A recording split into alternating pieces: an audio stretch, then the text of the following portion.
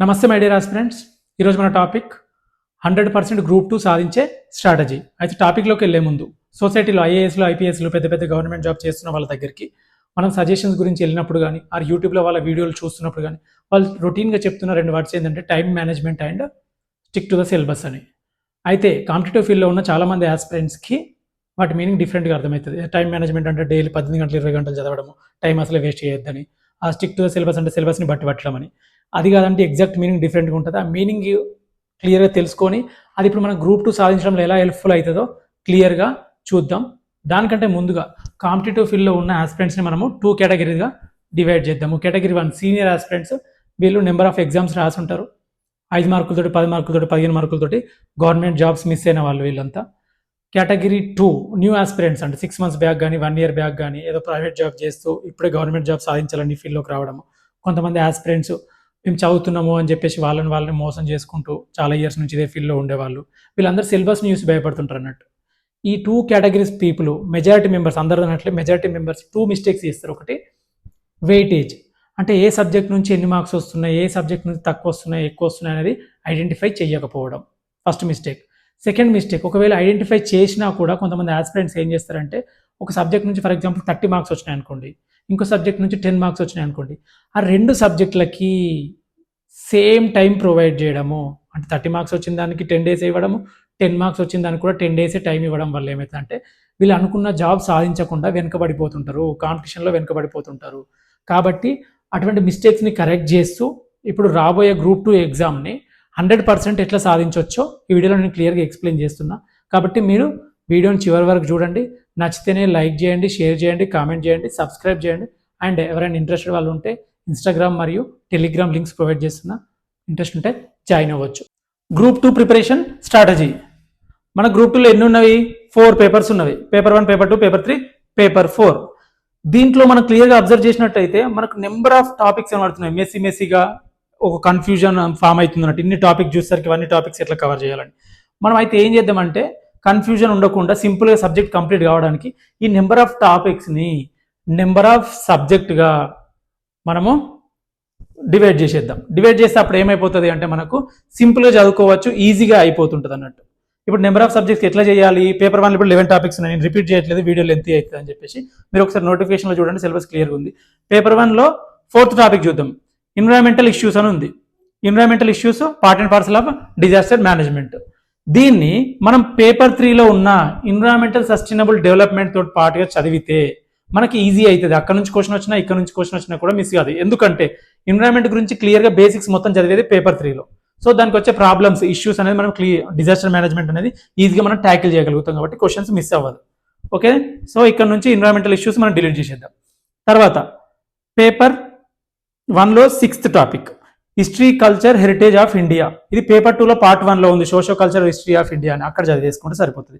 తెలంగాణ కూడా same, Telangana history culture arts and heritage అనేది paper 2లో పార్ట్ 1లో తెలంగాణ హిస్టరీలో కవర్ అయిపోతుంది. ఈ సొసైటీ ఒకటి పార్ట్ 3లో కవర్ అయిపోతుంది. పాలసీస్ ఆఫ్ తెలంగాణ ఎకానమీ ఉంది కదా పేపర్ 3లో, దాంట్లో కవర్ అయిపోతుంటుంది.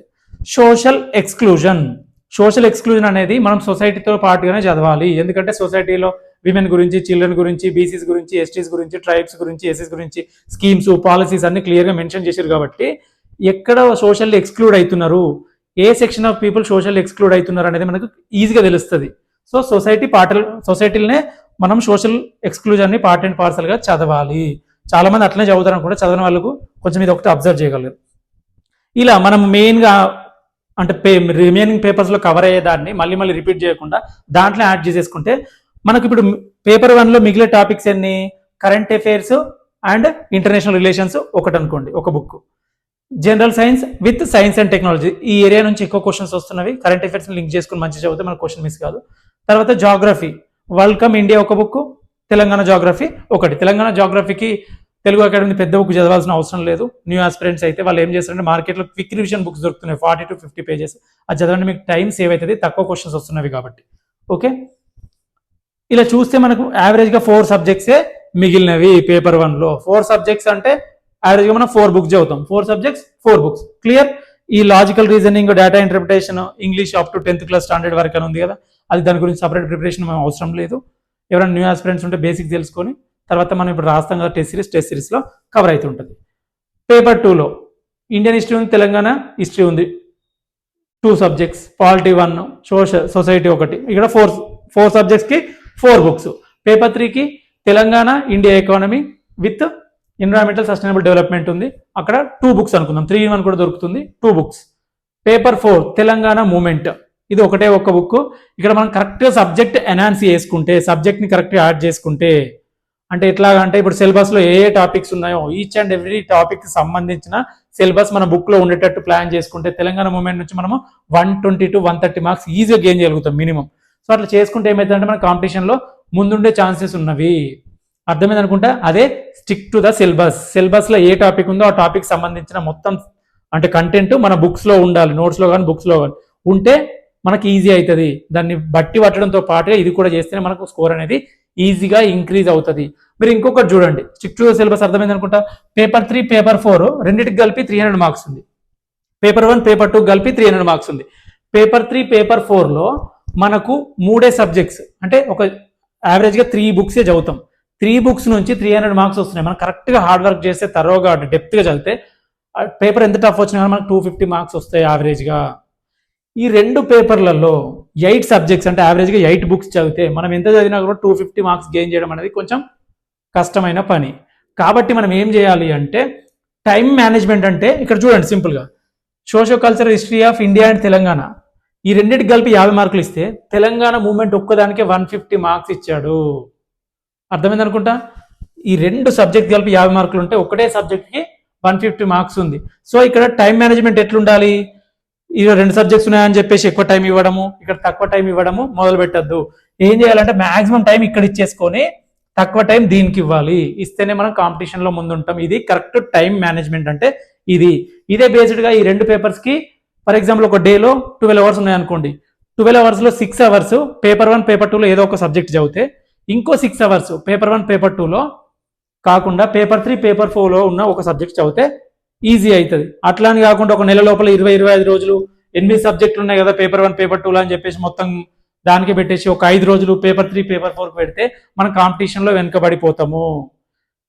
టైం మేనేజ్మెంట్ అనేది ఇట్లా చేసుకోండి. పేపర్ 3కి పేపర్ 4కి వీలైతే పేపర్ 1 పేపర్ 2కి ఈక్వల్గా టైం ఇవ్వండి, లేకపోతే ఇంకెక్కువనే టైం ఇవ్వండి. దీంట్లో మాక్సిమం స్కోర్ చేస్తే దీంట్లో స్కోర్ తగ్గినా కూడా మీరు కాంపిటీషన్లో ఉంటారు. ఒకవేళ పేపర్ టఫ్ వచ్చింది అనుకోండి, పేపర్ 1 పేపర్ 2లో కలిపి 170 మార్క్స్ యావరేజ్గా వచ్చినాయి. పేపర్ 3 పేపర్ 4లో ఒక 220 నుంచి 230 వరకు వచ్చినాయి అనుకోండి, మీకు టోటల్గా ఒక 400 మార్క్స్ వస్తాయి. 400 మార్క్స్ వస్తే మీరు టాప్లోనే ఉంటారు, బార్డర్లో కాదు టాప్ మార్క్స్లోనే ఉంటారు, కాంపిటీషన్లో ముందు ఉంటారు. అదే మోడరేట్గా వచ్చింది అనుకో పేపర్ ఈజీ అయితే రాదు. లాస్ట్ టైం గ్రూప్ 2 చాలా ఈజీ వచ్చింది, కానీ ఈసారి గ్రూప్ 4 చూసారు కదా, ఒక మంచి స్టాండర్డ్ మెయింటైన్ చేశారు కాబట్టి గ్రూప్ 2 అయితే ఈజీ రాదు. మోడరేట్గా వచ్చే ఛాన్సెస్ ఉంటాయి, ఆర్ టఫే వస్తుంది. ఇప్పుడు వచ్చినప్పుడు 450 ఈజీగా వస్తుంది మోడరేట్గా వస్తే. అప్పుడు పేపర్ 1 పేపర్ 2లో కలిపి 200, పేపర్ 3 పేపర్ 4లో 250 చేసారంటే మీరు టాప్లోనే ఉంటారు. సార్ మాకు అన్ని రాలేవు, పేపర్ బాగా టఫ్ వచ్చిందంటే మీరు ఫర్ ఎగ్జాంపుల్ మీకు 370 380 వచ్చినాయి అనుకోండి, మీరు కరెక్ట్గా ఎఫిషియెంట్గా టైం మేనేజ్మెంట్ చేసుకుంటూ స్టిక్ టు ద సిలబస్ ఉంటే మీకు 380 వస్తే మీ చుట్టుపక్కల ఉన్న వాళ్ళకి మీకంటే తక్కువనే వస్తుంది. అంటే ఎఫిషియెంట్గా మీకు తోడు అయినంత వరకు చదివి, అంటే నేను ఏదో 1-2 గంటలు చదవడం అనట్లేదు, మీతో ఎంతవరకు అవుతుందో డేలో అంతవరకు చదివితే ఈ రూల్స్ ఫాలో అయితే మీరు పక్క కాంపిటీషన్లో ముందుండే ఛాన్సెస్ ఉన్నాయి. దీంతో పాటుగా సబ్జెక్ట్ ఎన్హాన్స్మెంట్ నేను రిపీటెడ్గా చెప్తున్నా, కరెంట్ అఫైర్స్లో వచ్చిన సబ్జెక్ట్ యాడ్ చేసేసుకోవాలి. ప్లస్ మీరు టెస్ట్ సిరీస్లో వచ్చిన న్యూ టాపిక్స్ ఏమైనా ఉంటే సిలబస్లో ఉండి కూడా మీ బుక్లో లేకపోతే బుక్లో యాడ్ చేసుకోవాలి. Especially Telangana movement and India and Telangana economy ఈ 2 పేపర్స్కి ఇమీడియట్గా మనం ఎక్కువ అప్డేట్ చేసుకోవాలి. తెలంగాణ మూమెంట్లో అప్డేట్స్ అంటే ఏంటంటే టెస్ట్ సిరీస్లో వచ్చిన కొత్త టాపిక్స్ తీసుకొని దాంట్లో యాడ్ చేసుకోవడం, వేరే బుక్లో ఉన్న టాపిక్స్ తీసుకొని యాడ్ చేయడం. ఇలా చేస్తూ ఉంటే ఏమవుతుందంటే మనకు యావరేజ్గా 250 మార్క్స్ తెచ్చుకున్నామంటే మనం కాంపిటీషన్లో ముందుంటాము. Weightage based allocation of time అనేది very very important. Thank you all.